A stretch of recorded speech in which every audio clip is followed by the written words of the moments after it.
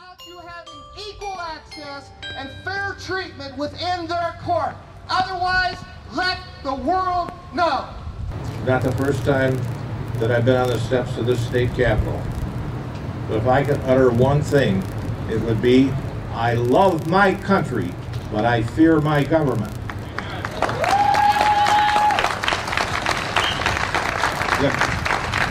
The government of this nation are nothing but a bunch of corrupt criminals, and they ought to be arrested for the violations that they have done to children and mainly to fathers. I was separated from my children many, many years ago. I've had no contact with them in 23 years. I am not alone.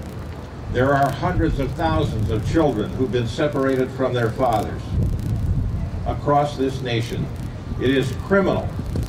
I used to think that the Constitution meant something, not in the courts of this state. There isn't a judge I know of who will honor the Constitution of the United States, because as we all know, the First Amendment gives us a liberty right to raise our children. But if you dare to try to raise that issue in court, they will shut you down.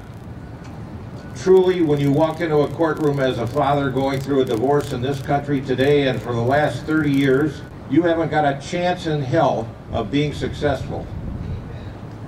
And that is an American tragedy that must end.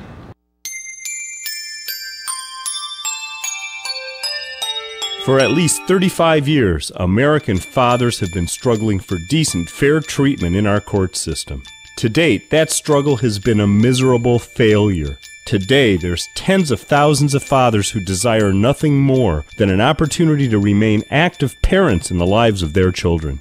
The shameful reality is that courts in every state turn their backs on these decent, caring fathers. Judges, concerned with the need for greater and greater efficiency, implement policies that leave fathers standing out in the cold, looking in a world that is no longer one in which they're welcome. To all this, courts, judges, bureaucrats, and attorneys go about their daily tasks unmoved and unconcerned. Not so the children. Not so their dads. It's time to stop the cruelty now.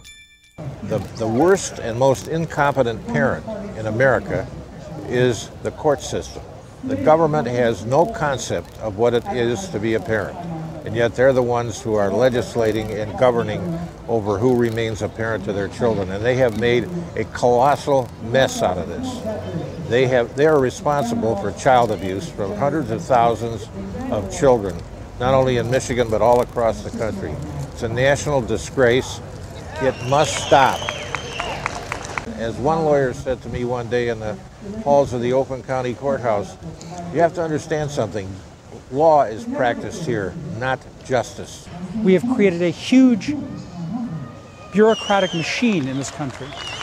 A bureaucratic machine on the federal, state, and local level, which exists for no other purpose than for taking children away from their parents. No one should have to feel the pain of losing their fathers. The first thing any citizen, particularly parents, can do is get involved. The way it's arranged today, the winners are the lawyers and the courts, the friend of the court and the judges. And the losers are the fathers and the mothers of this state. And we need to change that.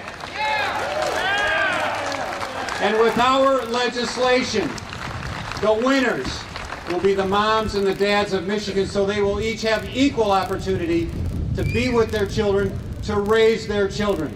And the losers, unfortunately, will be the judges and the courts and the friend of the court.